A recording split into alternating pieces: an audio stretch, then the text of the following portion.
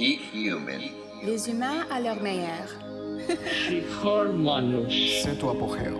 ピーク人間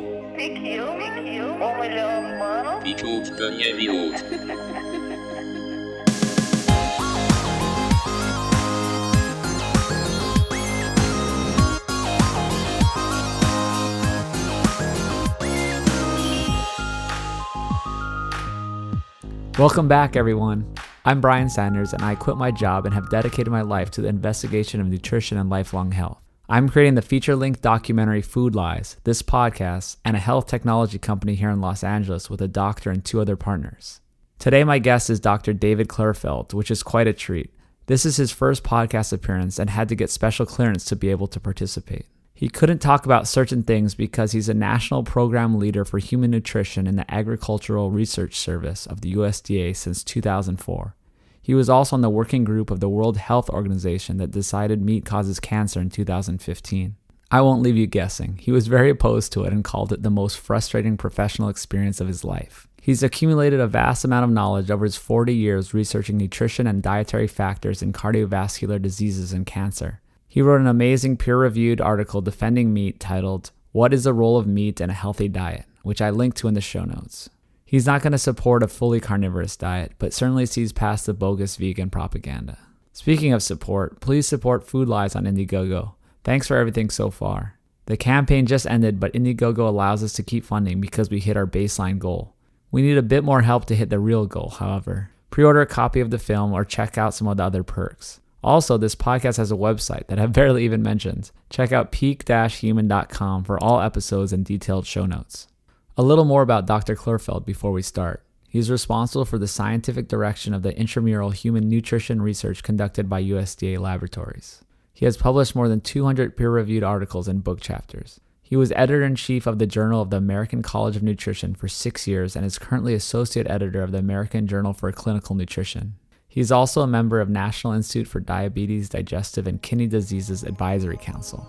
Let's just say he's done his homework and still enjoys a good steak. Here he is. All right, Dr. David Klurfeld, thanks so much for coming on the podcast today. It's a pleasure to be with you. Awesome. So can you tell me your title? Because I might butcher this. Well, I've actually learned it after 14 years. I'm the National Program Leader for Human Nutrition in the Agricultural Research Service at USDA, and ARS is the intramural research arm for the department. So we actually operate 6 nutrition centers around the country. That's great. And you've done a lot of research. I noticed you've done over 190 peer-reviewed papers or articles. Well, that totals over 200 at this point, but I keep forgetting to stop writing.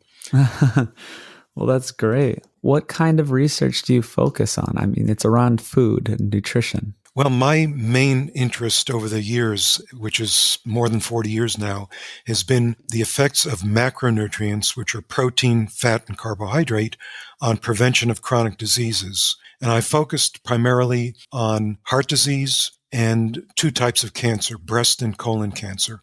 And the reason for that is there's a lot of evidence that diet plays a role in all of those illnesses that are some of the major causes of death and disability, not just in the United States, but the entire world. And I think one of the more controversial aspects of this is how much of a role does diet play? Mm-hmm. Well, yeah, I believe it plays a large role, and it seems like you do too, but I guess there's no way to quantify the exact amount. Well, you've hit the nail on the head in multiple ways there. I agree with you that diet can play a large role, and I think it probably exerts itself as much through obesity and greatly excess weight. You know, I'm not talking about 10 or 15 pounds, but people who are 50, 70, 100 pounds overweight, and there's a lot of Americans who fit that description.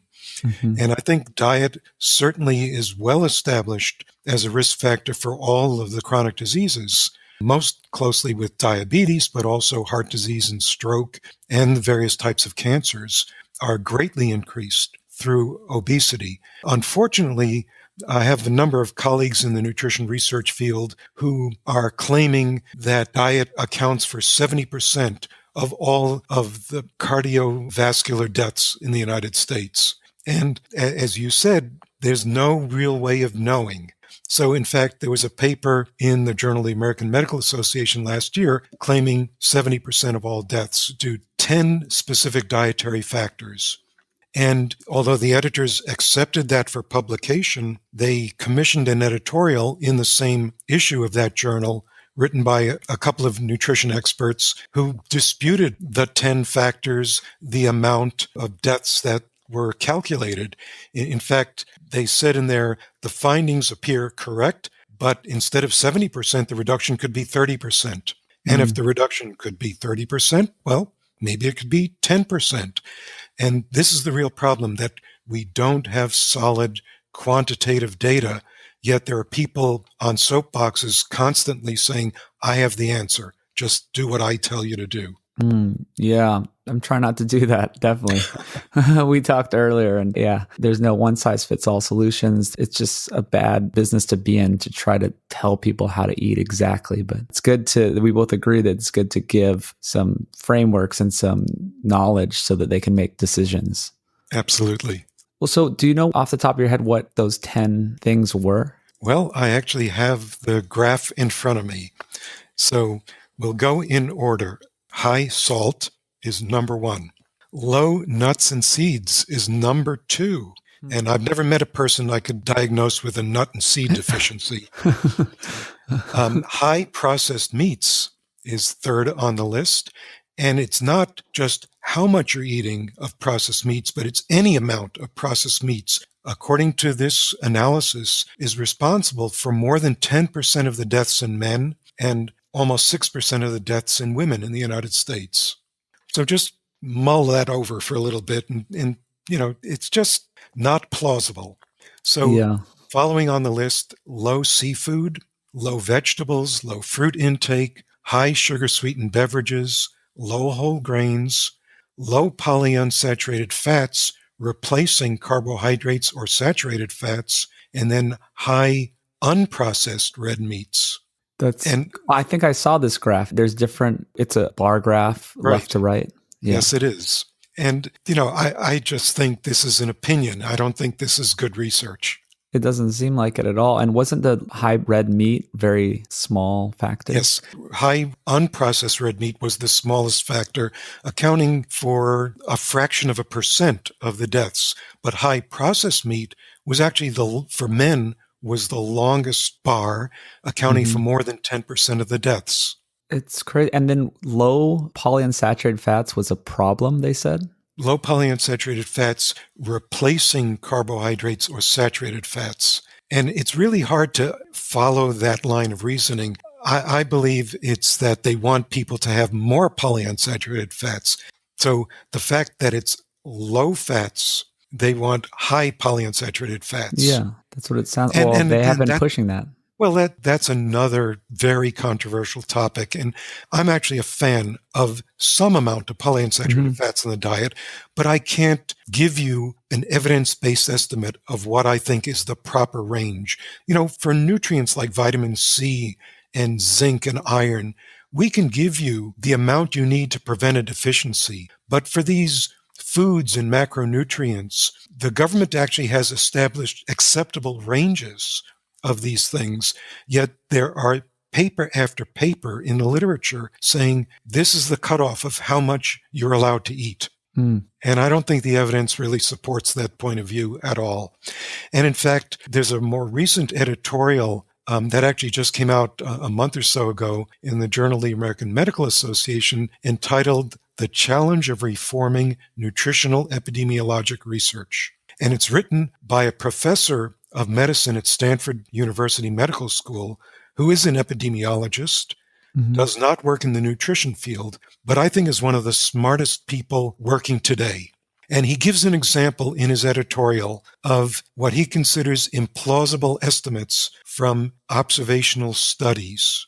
So if you eat 12 hazelnuts a day, you get 12 extra years of life expectancy. If you drink 3 cups of coffee a day, that also gives you 12 more years of life. If you eat 1 orange a day, that gives you 5 years. So you have 12 years, and 5 years. The math means Those three things alone should give you 29 years of life. Well, I can just find a couple more studies and live forever, it sounds like. Well, I mean, this is exactly the point. It's the same thing with, if you cut out one soda a day or 3 ounces of meat a day, you're going to live 6 more years or 10 more years or whatever it is. If you do all of these things, you'll truly never die. Yeah. Except from laughing too hard at these recommendations. Oh, wow. It's just crazy.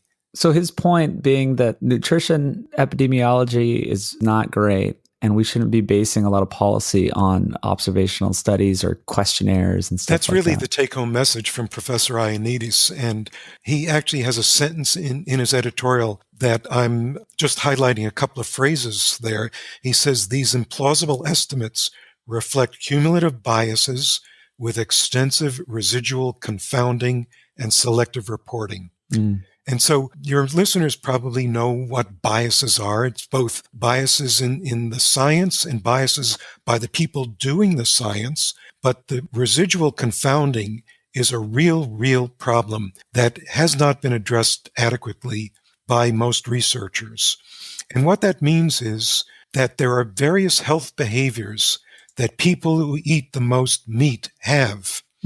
And so in the United States, the people who are eating the most meat might be eating 8 ounces a day every day. But in Costa Rica, in Central America, the people who are eating the most meat might be eating 1/5 of that a day. Yet they have the same characteristics. They have the lowest fruit and vegetable intake. They're less likely to exercise. They're more likely to be overweight.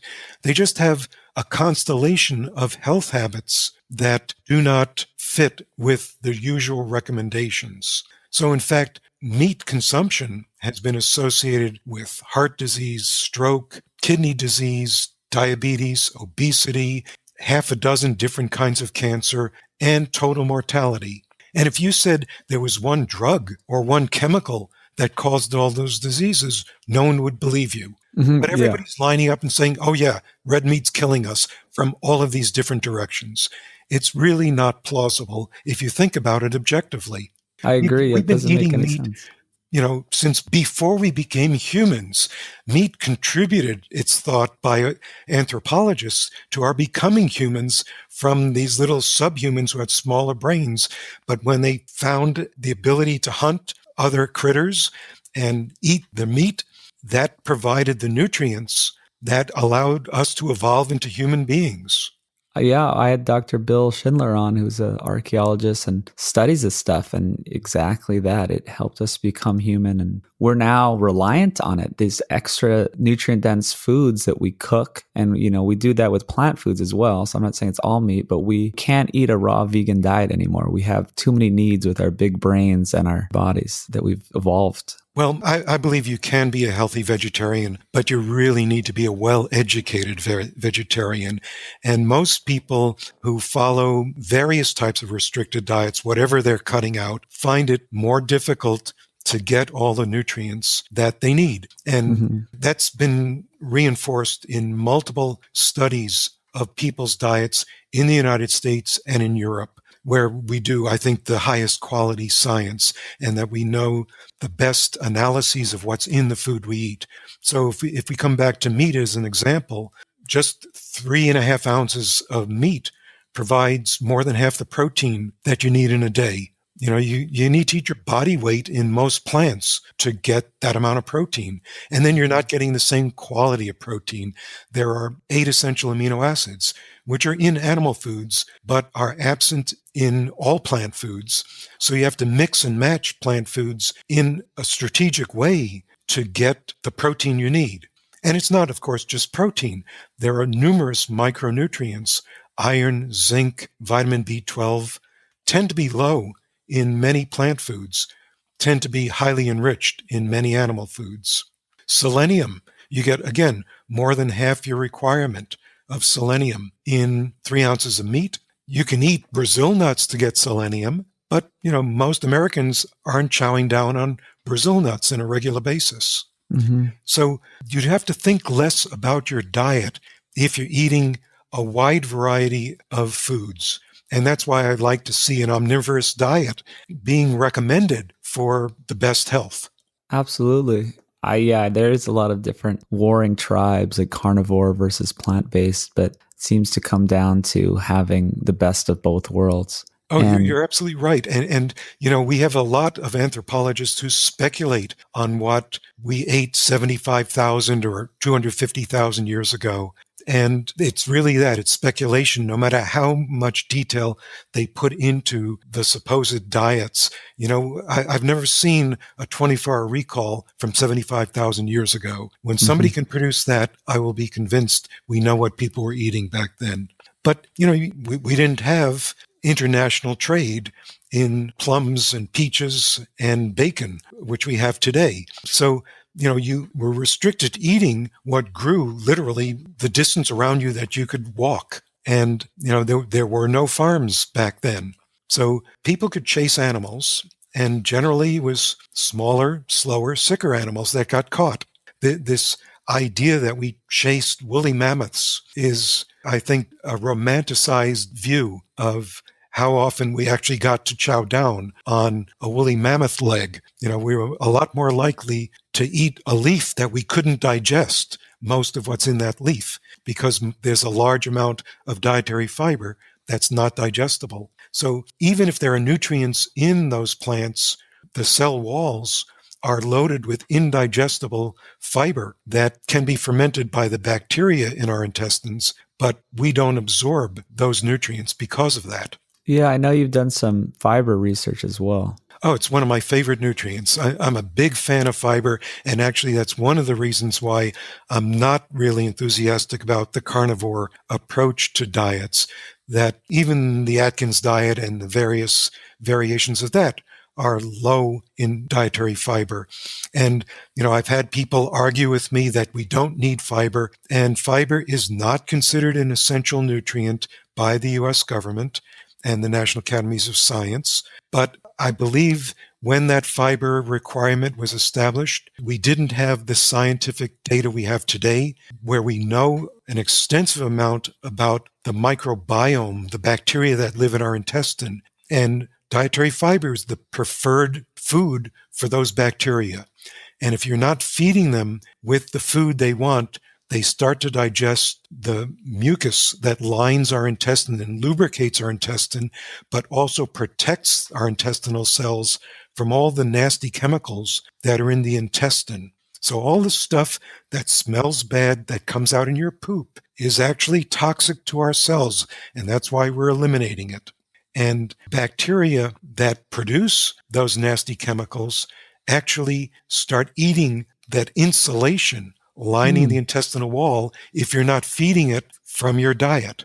Interesting. So I know some people do carnivore diets for years at a time. There's people that do it 20 years. There's different populations that do it for maybe 9 months at a time up, if plants aren't growing. So what's going on there? Do you think it's okay to not have a constant supply of it, but you need it sometimes? Or that I know there's different things if you're eating the whole animal that break down into fiber-like substances. You're certainly correct about that. There is connective tissue in the animals that probably can substitute for dietary fiber because it's not absorbed. The question about people who've done this for a long time, remember that the lifetime risk of getting colon cancer in the United States is about 5 people in 100.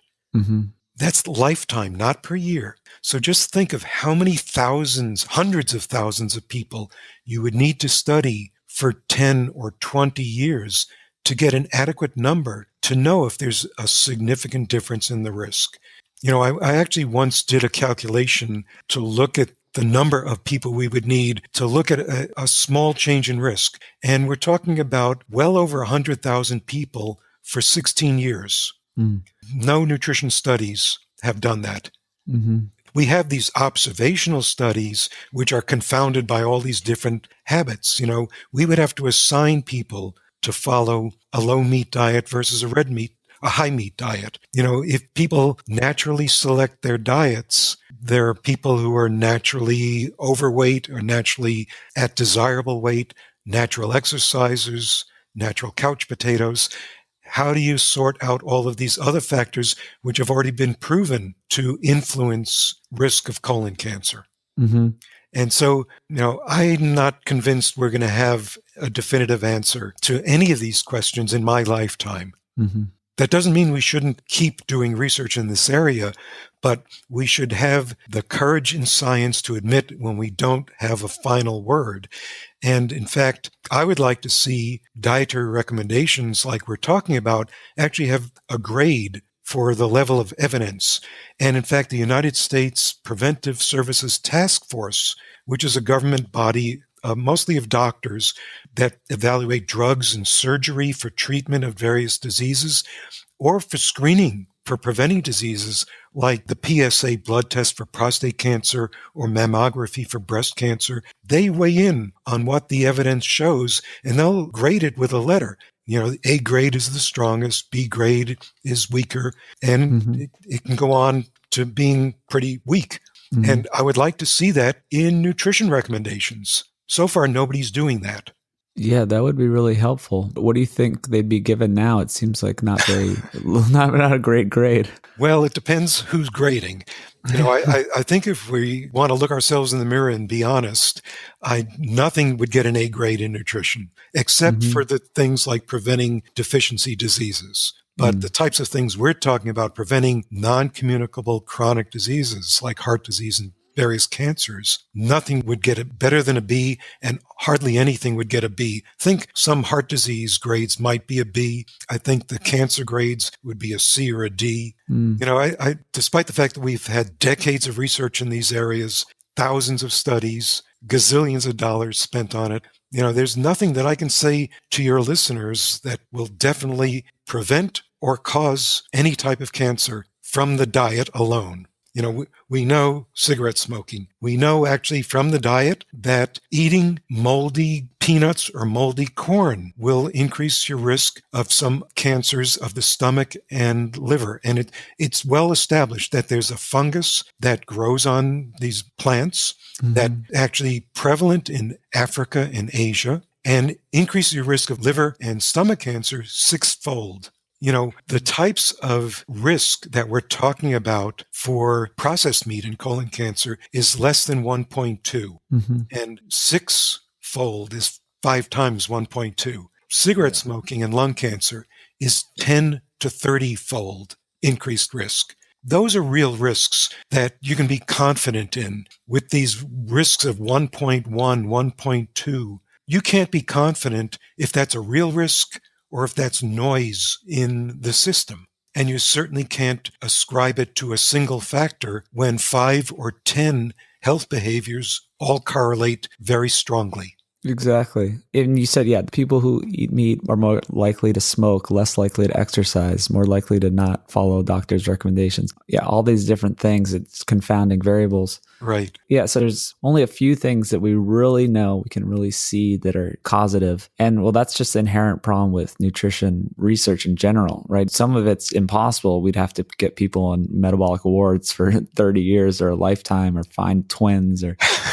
Well, yeah. Those are actually approaches people have tried, not for a lifetime, but for months in a metabolic ward. But, in my program, we do controlled feeding studies where people come, eat breakfast, and anything that's not eaten is actually weighed. They take their lunch out. They come back for dinner. They get their weekend foods from the metabolic kitchens. And, we have people follow these kinds of prescribed diets for months at a time. And, we ask them if they've cheated, and some people do cheat, some people do follow this prescription. And so we can do somewhat reasonable science that way. But the problem is that most of the science that gets the attention in the news media are these observational studies that are totally uncontrolled. So you ask somebody, what have you eaten for the last year? And you fill out a questionnaire that has 150 questions on it. But, think of this. If it's summertime and you're eating watermelon and peaches and strawberries, doesn't that color what you think you ate last February when those things weren't in season? I mean, this is one of the real problems in evaluating what people are eating. And, we end up with correlations of things. And it's really important to realize that correlation does not prove or even indicate causation. There's a website on spurious correlations. run by a guy named Tyler Vegan, and it's tylervegan.com. And you can go there and create your own graph, and it's really a lot of fun. So I did that, and I have on my graph per capita consumption of beef in the United States over 10 years versus deaths caused by lightning. I have a correlation of almost 90%. Wow. That is stronger than anything you would find in nutrition. Yeah. But that doesn't prove that eating beef gets you killed by being hit by lightning. Yeah. I love those. But in nutrition, we say those correlations are cause and effect when we know they're not. Well, people have their agendas. And really interesting, yesterday I just found out that you appeared in Forks Over Knives, which is more a plant-based film, but it seemed like they were trying to do a gotcha moment with you and try to prove people have agendas. They're like, oh, well, there's certain people are funded by certain industries and that makes everything they do is wrong. But for one, just because, yeah, that's not a direct correlation anyway. You can do good research and still be funded by someone, but that's a different story. But also, what about people's bias saying that they are not saying that they are a plant-based person and this is what they believe in, and that all of this is colored by that viewpoint, that we need to be eating all plant-based diets? You've really hit on an important note here. I'll tell you a little bit of the backstory of the film. One of the producers called me and said they were doing this film, Forks Over Knives, and they wanted to interview me. And we talked for a little bit, and I told him I'm not an advocate for vegetarian diets.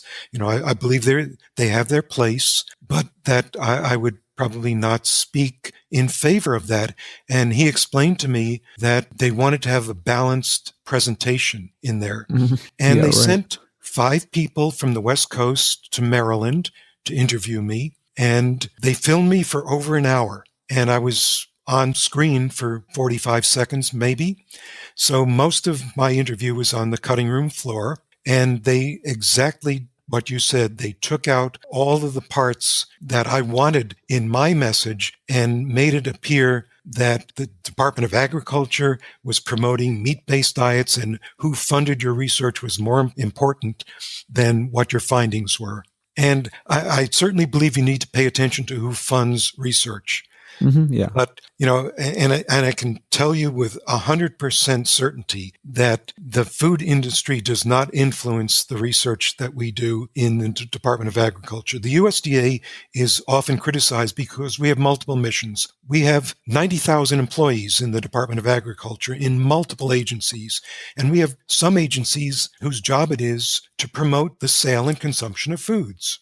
That's not part of the research mission. We're here to find out if eating a particular type of food or a type of diet is healthy for you or not. And we do talk to the food industry all the time. And in fact, food industry will contribute funding to that, but they don't come to us and say, we want you to do a study proving that eating meat is good for you. We would never even have a conversation along that line. Yeah. So related to this film, you know, it became clear that the stars of the film were activist vegetarian scientists and physicians who had an agenda to make anybody who said that eating meat is okay, not just good for you, but it's okay, were the devil incarnate. And, you know, I think there's a personal agenda there. I've seen that with committees that I've been on and other committees that have put out recommendations that vegetarians don't seem satisfied on those committees unless you agree to be a vegetarian. And the meat eaters on those committees don't seem to want to force you to start eating roast beef. So I actually believe that being a vegetarian is a conflict of interest on these committees that make dietary recommendations. And I have firsthand experience 3 years ago, having been on the World Health Organization working group that evaluated processed and red meat and risk of cancer. Yeah. To me, that was the most frustrating professional experience of my life. Yeah, I definitely want to talk about that. That's so interesting that you're on that group and you have firsthand experience. So even I know before we even had this conversation, you had to say that you couldn't talk about policy and you couldn't give specific food recommendations. And I know you can't tell us exactly what went on there, who said what. but I know that this working group had 22 experts. Yeah, it was in 2015 is the IARC. Right. That's the International Agency for Research on Cancer, which is part of the World Health Organization. Yeah, and so the mission was to decide if meat causes cancer. Correct. So what happened there? What can you talk about? Well, we had these 22 scientists from 10 different countries. Half of the scientists were epidemiologists. I'm an experimentalist, and we had a small number of experimental people on the committee. And since the largest number were epidemiologists, and the animal studies did not point to a cancer risk from either red or processed meats, by the ground rules of the IARC, they defaulted to using these observational studies. And in the summary that was published, they say we looked at more than 800 studies. And that's true, but they only used 18 studies to come to the conclusion out of 800. Wow. And for processed meat, only 12 out of 18 said there was a risk. And for red meat, there were only 14 studies in total, and only 7 of those. So it's a 50-50 proposition that red meat increased the risk. And the risk is an association. It's not cause and effect. Observational studies can never prove cause and effect. And this is where I think the science is fatally flawed in this decision. But it was essentially a majority vote. And that's what it came down to. I can say it was the majority voted that processed meat caused cancer, but a significant minority of us did not agree with the majority of the committee. It was not unanimous or near unanimous. Yeah, you wrote an article about this that I read in a journal about this as well. Yeah, as I preface this by saying it was the most frustrating professional experience of my life, in fact, in some ways, I believe that many of the scientists who came to this working group had their minds made up before they heard any of the evidence. And I really thought when I got there, I'm no longer young, but I'm still naive, that people would listen to the evidence and change their minds. And so I actually raised a couple of issues that were ignored. So they had these 800 observational studies. And I said, well, what about the 2 controlled feeding studies that have been published looking at breast and colon cancer? And I need to tell your listeners a little bit about that just briefly. So one was done by the National Cancer Institute with 900 people in each of 2 different groups. These were people who had an intestinal polyp removed on a colonoscopy. And if you got one polyp, you're at greatly increased risk of getting another one. So 900 or so people were told, go home and follow your regular diet. The other 900 people were told, go home and eat a good diet. So the good diet was low in red and processed meats, low in fat, high in fruits and vegetables, and high in whole grains. All of the things that we're told we're supposed to be doing for good health. 3 years later, they come back for their repeat colonoscopy. The relative risk of getting a second polyp was exactly the same with both diets.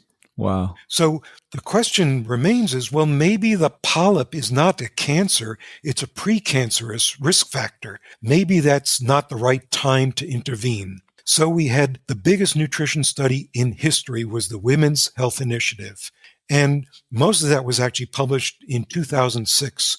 But it was a $750 million study, and the biggest chunk of that was the diet study with a low-fat diet in 20,000 women on a low-fat diet, 30,000 women on a control diet. So now we're talking huge, huge numbers for 9 years. And again, no difference in risk with colon cancer following the low-fat or the typical American higher-fat diet. Not even a hint of a benefit. Wow. And so I said, what about these 2 studies? And the response from one of the epidemiologists was, these studies were not designed to study red meat, which is true, but neither were any of the observational studies. So we always, in nutrition research, we always view specific interventions like this as much stronger evidence than these observational studies. Observational studies really set the stage for doing more focused research. So for Exactly. this IARC committee that I was on, they don't rely just on observationals and uncontrolled human studies. They also would like to see controlled human studies, which don't exist for meat specifically, or animal studies, which they have but does not implicate meat in any fashion. And then the last part of the evidence that they use are mechanistic studies. But mechanistic studies, the way they interpret, do not prove cause and effect. What they do is actually establish simply that there's a plausible relationship. And it turns out one of the people on the committee who has studied these mechanisms has actually published 2 papers feeding bacon to rats and given a chemical that induces colon cancer in these animals. And eating a diet high in bacon actually reduces the precancerous lesions. That's awesome. And, they ignored that. I mean, this was published in 2 separate experiments. So what they focused on was other experiments that group had published where they fed rats a specific food as a source of protein that I don't consider meat. It was blood sausage. And they were feeding that as the only protein source at 3 times the usual level of protein intake that a rat needs, combined with a calcium-deficient diet. So if you're eating 3 times the meat you need and you have a calcium-deficient diet, maybe you have the right mechanism in your body that could increase your risk of cancer. So, it's an incredibly specific set of circumstances that they relied on and said this proves that the observational studies are real. And I just don't think that's good science. Not at all. How did they get away with ignoring the bacon one? I can't answer that. We were divided up into sub-working groups, and I was on the animal working group because I've done a lot of animal experiments in my career. And so we were assigned when we got there to which working group. Actually, before we got there, we were working for several months, writing reviews of the literature and reviewing what other people had written so that we could work for the 8 days we were in France. And I don't know, I was not part of the mechanisms working group.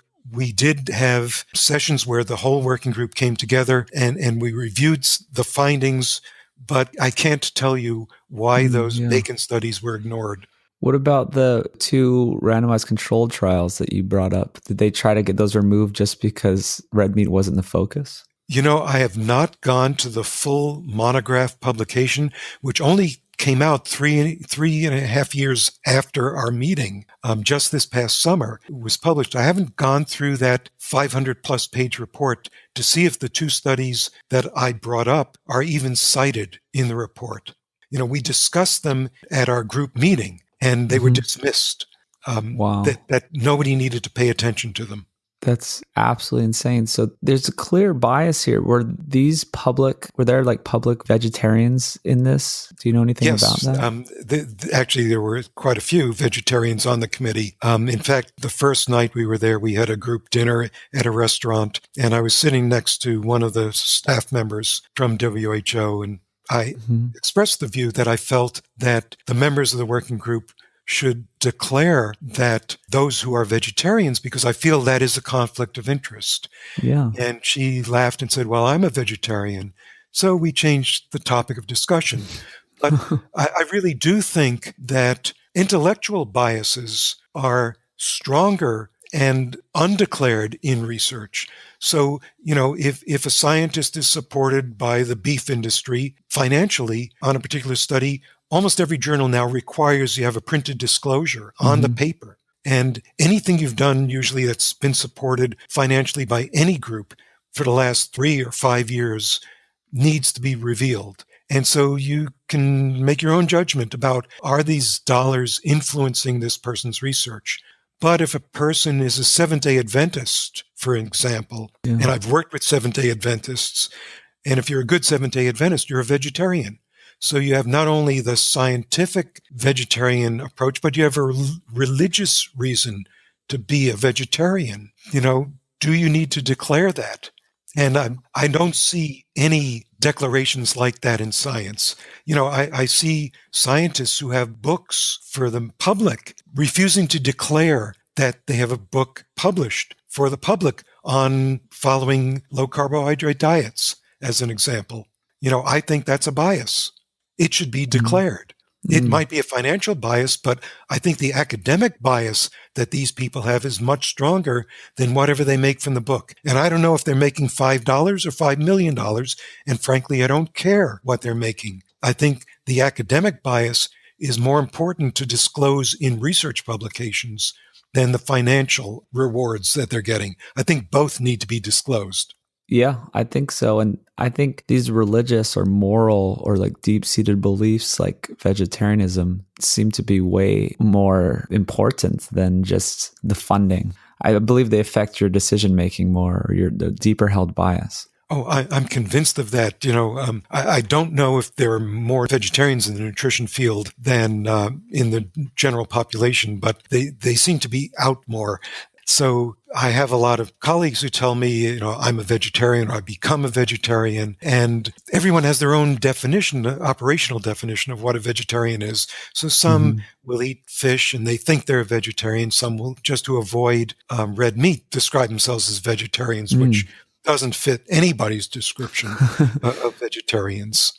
And so I think these are real problems. And I'm not going to tell you exactly what number of people on this IR committee were vegetarians, but my informal assessment is at least a quarter to a third of the committee were vegetarians. And so coming back to the science there, all of the studies that were reviewed by the IR committee were the uncontrolled observational studies that really can't prove cause and effect. And you can really only conclude that these studies are suggestive, not even that it's likely. The take-home message is that there are signs this might be true, and we need to follow them up. Yes. And in other fields, that's the approach we take all the time. Even with the early observational studies with smoking, until it was proven in animals and the mechanism was established, scientists did not accept that cigarettes caused cancer. You can make the argument that the tobacco industry hid data. That's all true, but it's all irrelevant because scientists were doing government-sponsored research on that area for 24 years before the Surgeon General said smoking causes cancer. And that's how long it took. We've been doing government-sponsored work in diet and cancer for 40 years, and the Surgeon General is not going to say that diet causes cancer because we don't have smoking gun evidence. And I don't think you need 100% certainty in this area. If we were 80% certain, which is well below the threshold we need to claim statistical significance in scientific research, I would be inclined to go along with that advice can't hurt you. But I don't think we're even at a 50-50 position here. Just flip the coin on however you want to go, and that's what we can follow. Yeah, I agree. And so nutrition science isn't held up to the same standards. Why is that? Why do we accept? Because yes, like you said, it's supposed to be just to say, hey, this is interesting. Let's do more research on these correlations. But why is that now accepted as facts? Well, I think part of it is what you've been saying in a few different words, that there's this belief by researchers that they have the correct answer to whatever problem it is. And if they think that they're saving the world from themselves by telling them, follow this diet.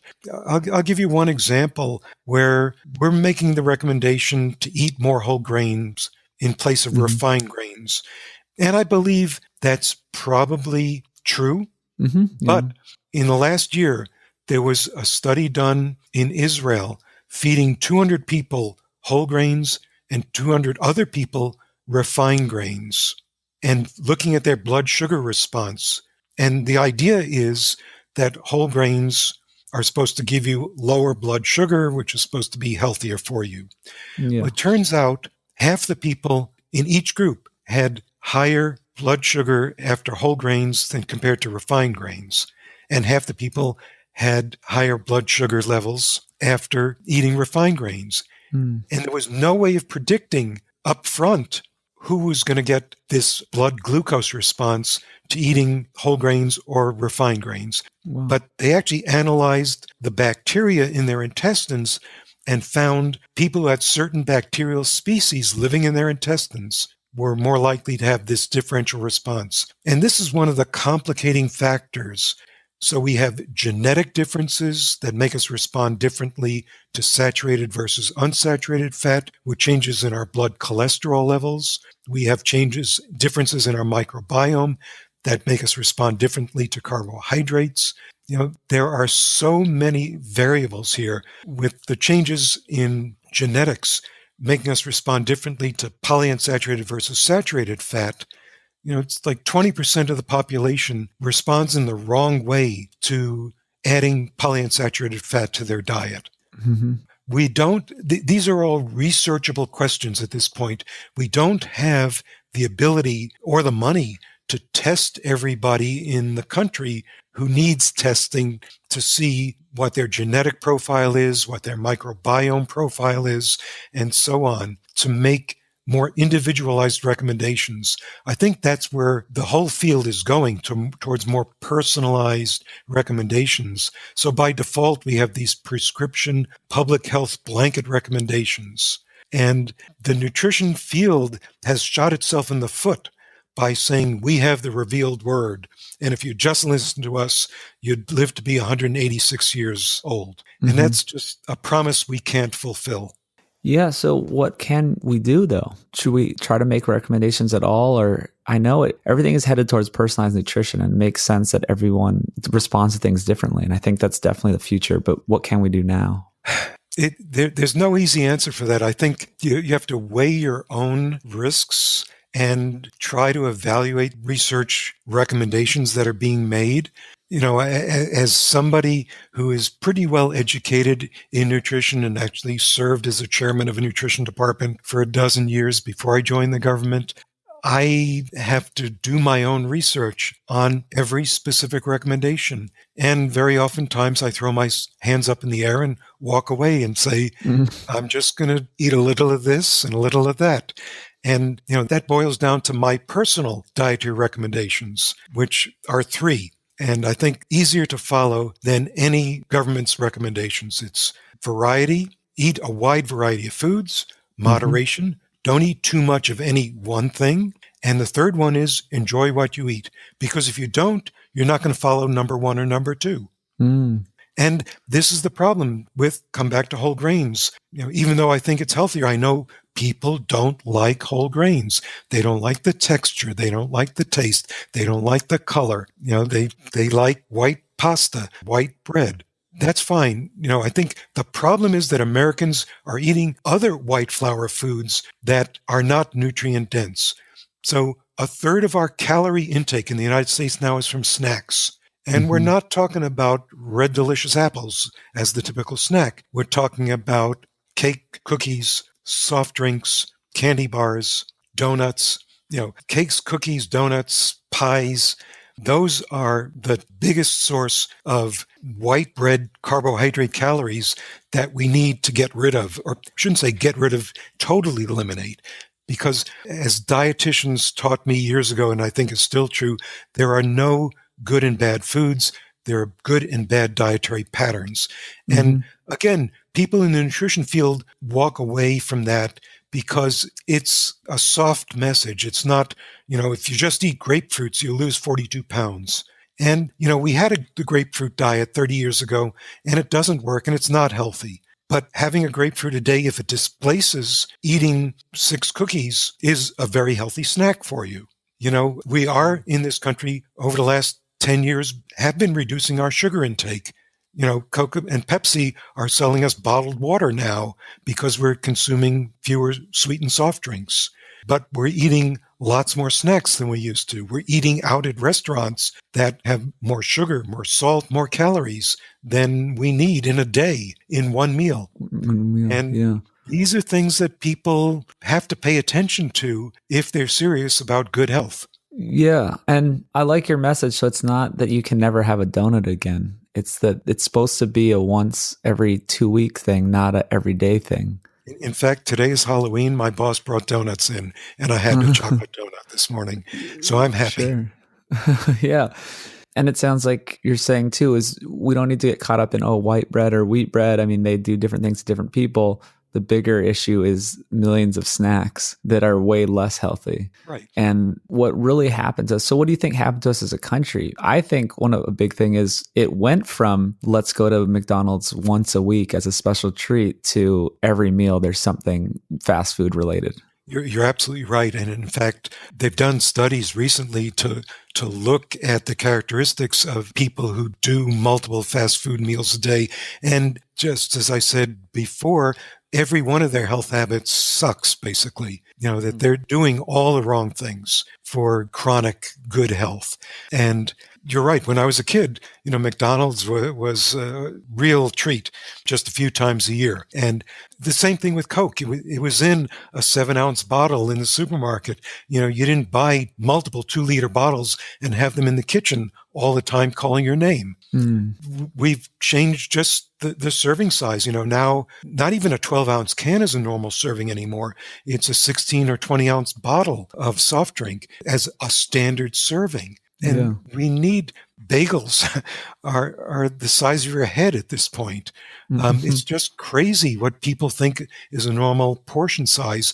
And that contributes to the expanding American waistline. 35 years ago in the United States, our obesity rate was 1/5 of what it is today. Yeah. Now, 1/3 of Americans are normal weight, 1/3 are overweight, and 1/3 are obese. And that all started when we started making dietary recommendations. And the recommendations were focused primarily on eat less fat. And so carbohydrates got a pass for years. So the pendulum has swung back. Now there are people saying carbohydrates are poison, equally as not based on science as fats are killing you. And also supports what I'm saying, moderation in all things. Don't eat too much of any of these nutrients, any of these foods, and eat a pattern that you can establish. People don't like the term diet because it's a 4-letter word for most people. It signifies weight loss and something you don't want to do. But it's the dietary pattern that you need to follow, that you are willing to follow, that has healthy foods in it and has room for any of the snacks you want. Yeah, there's no inherently bad carbohydrate. I don't believe in that. I think the low carb world goes overboard with a lot of things. It's just what is your pattern, or what is going to be a diet that you can stick to, or don't even call it a diet. What is a eating style that you're going to stick to? And I think it works for a lot of people to avoid carbohydrates because that's what works for them and that's how they lose weight. But it's not that they're inherently bad somehow. Although some things may be inherently bad for people. Like there's different grains, or some people have a problem with gluten, or there's a lot more going on, right? Absolutely. But those are very personalized effects. Isolated fructose probably isn't a sugar that we want to encourage a lot of consumption of. But in nature, fructose is not found in isolation. It's combined with glucose usually. And fiber usually. And fiber in certainly in fruits.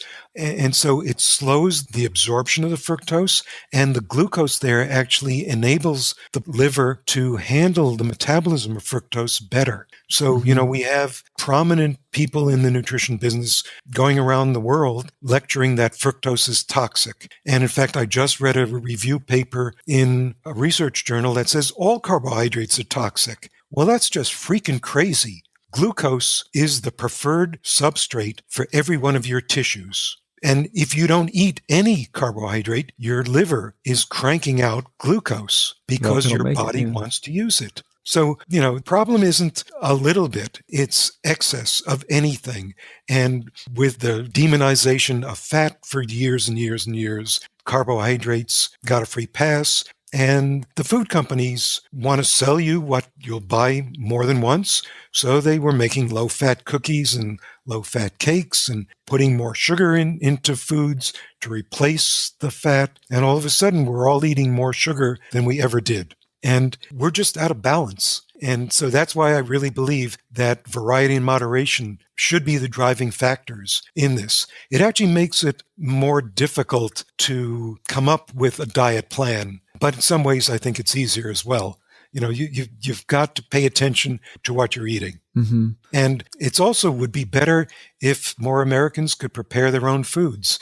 We've, again, traded off the convenience of having prepared foods. And prepared foods often have more sugar, more salt. And I'm not saying, that salt is very, very bad for you.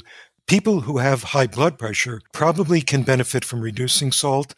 People who do not have high blood pressure do not have to go on a low salt diet. Yeah, I like that. And also, I think people have problems with salt because all the salt they're getting is from the processed foods. That's right. And the processed foods have salt, more salt, more fat, more sugar than if you were making the same food at home. You wouldn't make it that sweet, that salty, etc. And we've changed our taste patterns.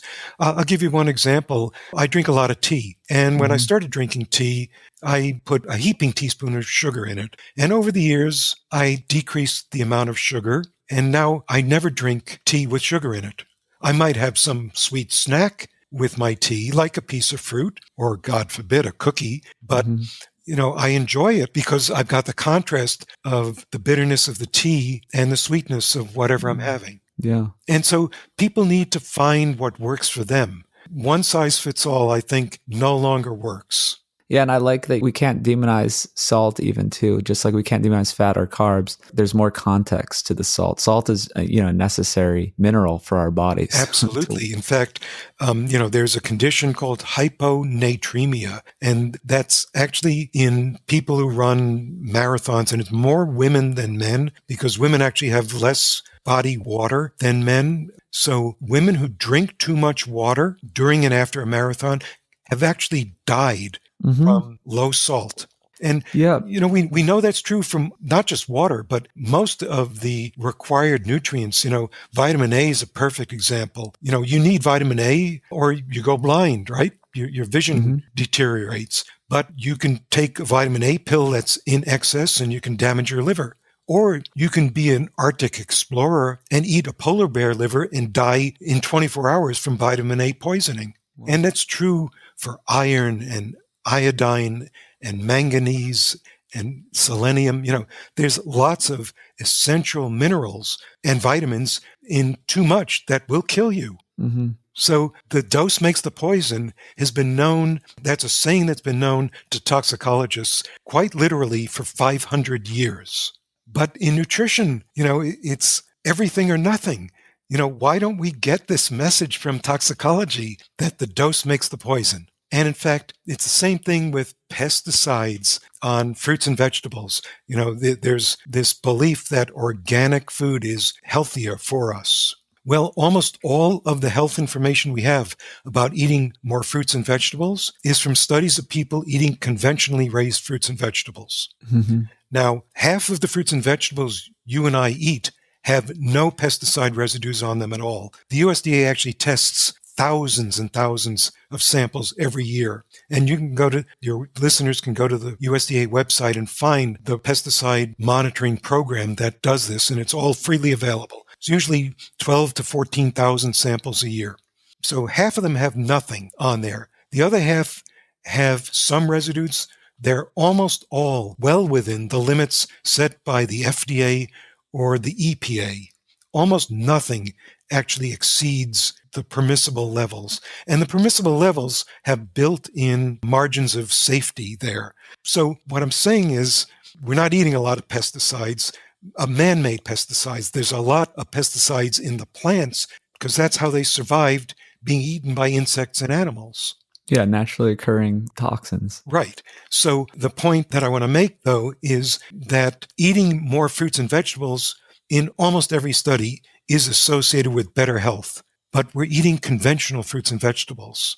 So you could make the same argument that we made on this World Health Organization committee on meat has these components like heme iron that's killing us. You could say that pesticides are actually making us healthier because we're eating fruits and vegetables that carry the pesticides.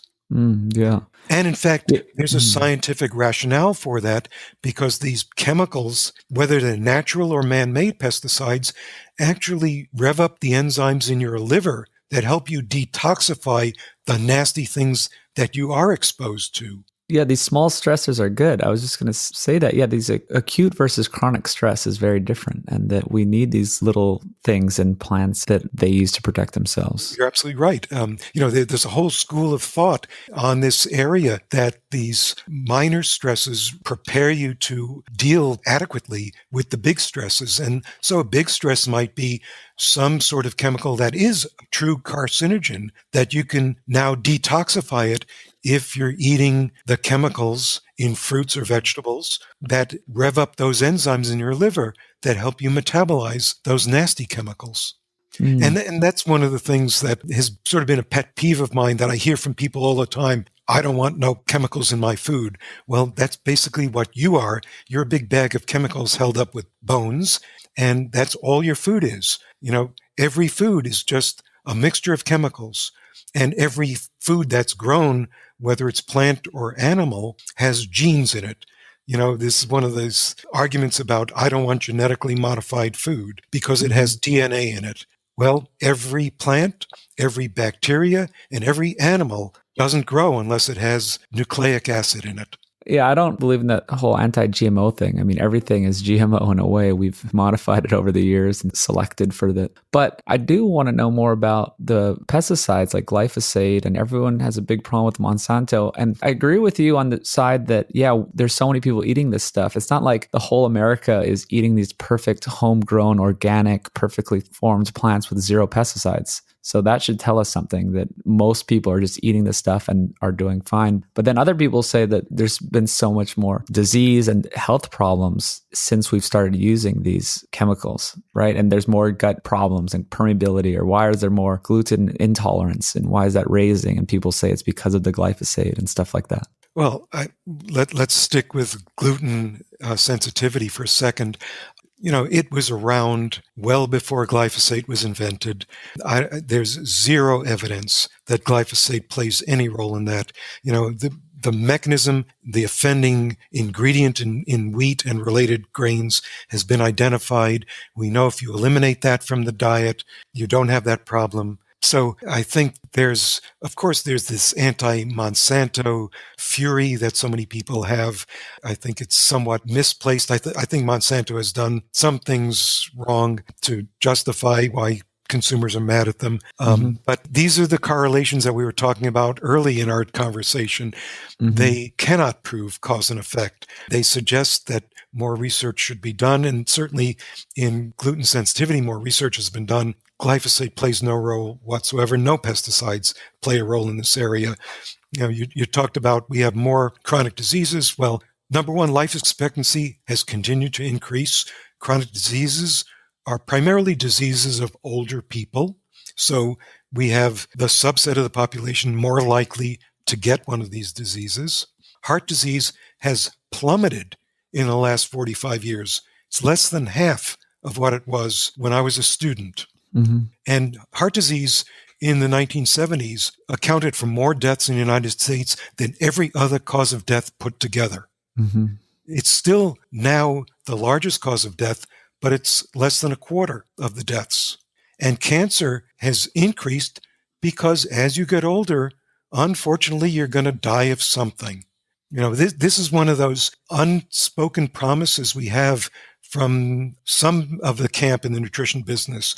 You're going to live forever if you just do what I tell you to do. And, I think we shoot ourselves in the foot and do an enormous disservice to the whole field of science if we even imply that if you follow our recommendations, you're going to be healthier and live forever. You might postpone getting colon cancer a few years. You might postpone getting heart disease a few years, and that's all good. That's what we should be aiming for. But to just have this open-ended promise that you're going to live longer, and with the implication that it's going to be 20 years or 30 years from putting hazelnuts in your diet, that's just nuts.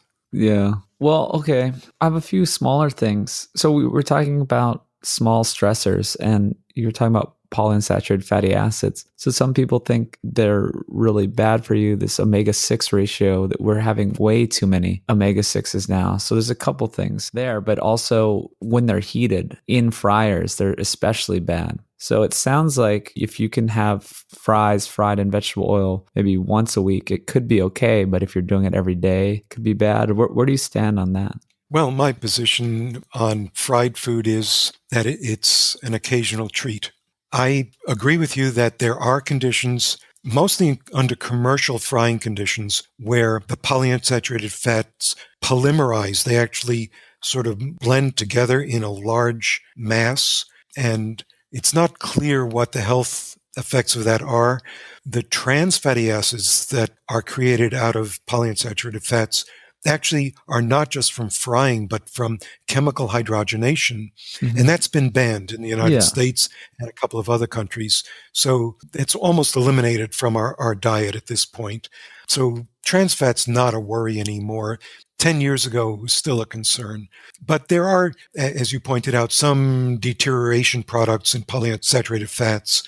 And there's also the ratio of the N6 to the N3, or sometimes called omega-6 and omega-3. It's the same thing, basically. And again, it relates to how much you're eating, have everything in balance. I believe we should be eating fish that are good sources of omega-3s.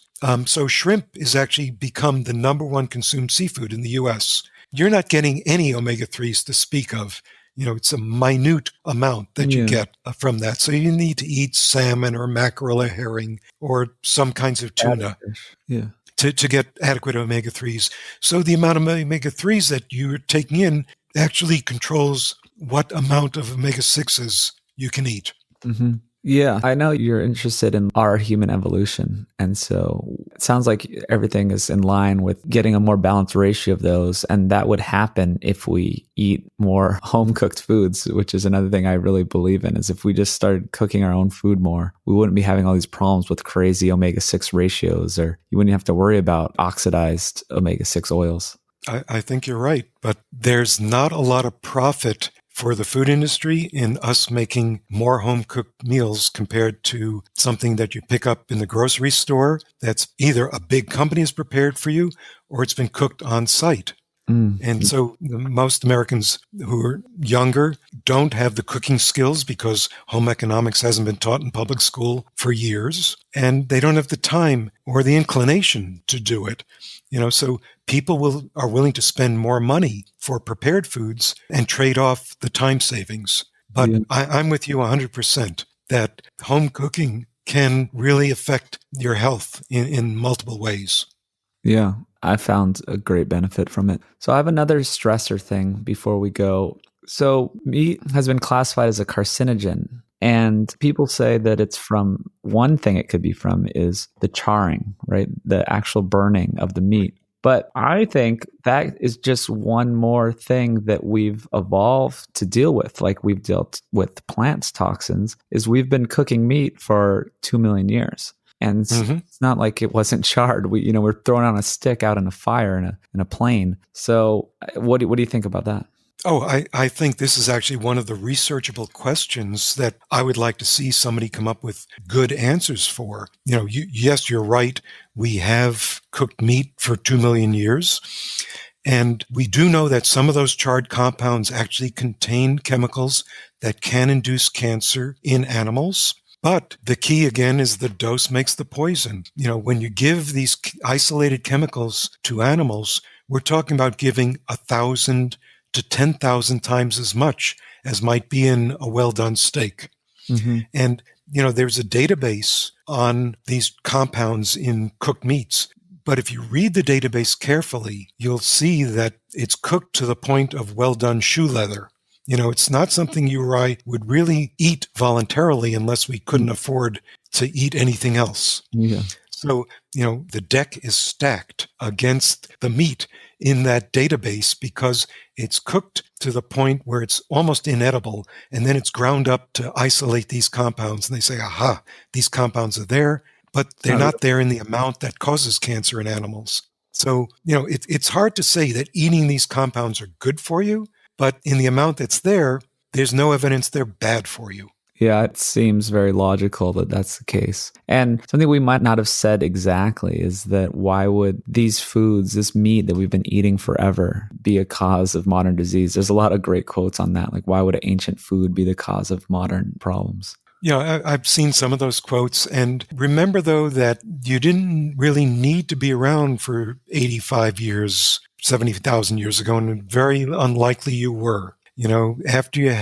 If you're a woman, after you had a couple of kids, there was no evolutionary need for you. If you're a man, once you couldn't chase down an antelope, we really didn't need your presence in the group anymore. So, you can make the case that meat was valuable for early growth, to get people to their maximum growth potential by the time they were 20 years old or so.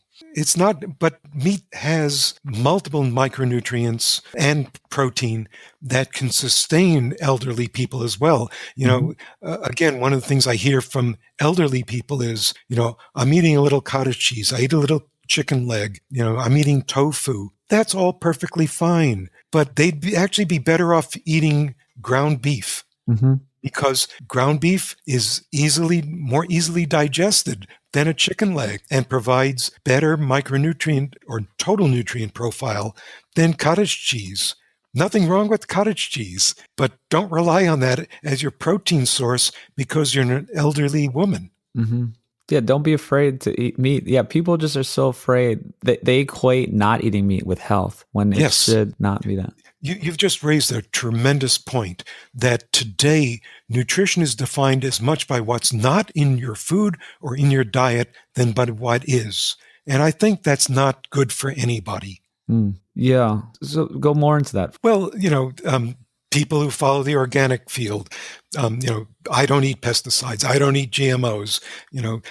People can't be angry for long periods of time about multiple issues. So they pick the one thing that gets to them. So I don't eat anything with a face, et cetera, et cetera. So it's dogmatic. It's sort of. It's a religious with a small r belief that this one thing is going to make me healthier. And, there's no evidence for any of those things. It's the dietary, it's the lifestyle, it's the diet as part of a lifestyle of getting enough exercise, not weighing 50 pounds more than you should weigh. Those are the sorts of things that's important. Not smoking. If you drink alcoholic beverages, don't drink excess. I'm in that camp who believes that moderate consumption is good for you. Didn't you do a study on red wine?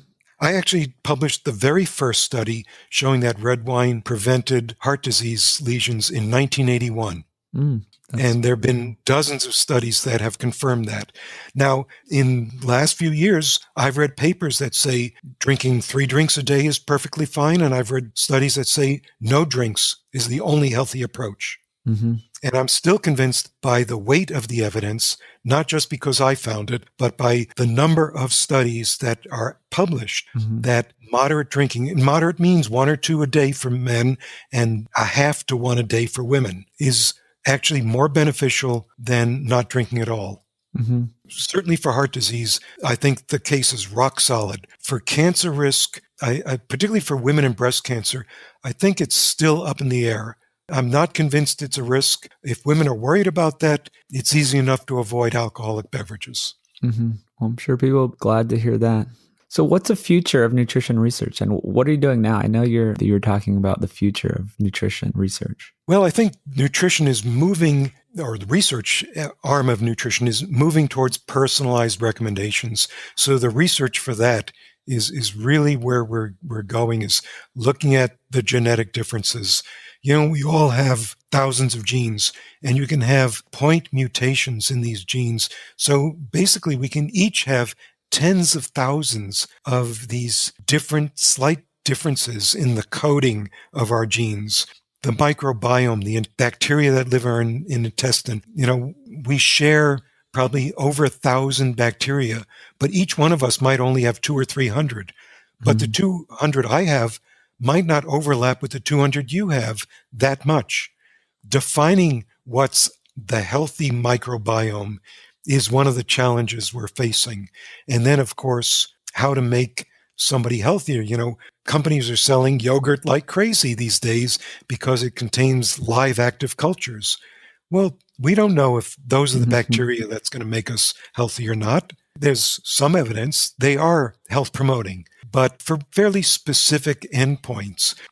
That's really, I think, the most exciting part of nutrition research is moving away from the single prescription in public health to more personalized nutrition. And I don't think it means we're going to have 300 million individualized prescriptions, but we're going to come up with 10 or 20 sort of buckets to put people in on these are your physiology characteristics and your genetics, and therefore you need to follow this program. And somebody else will have a different set of characteristics, will have a somewhat different, but not remarkably different prescription for them.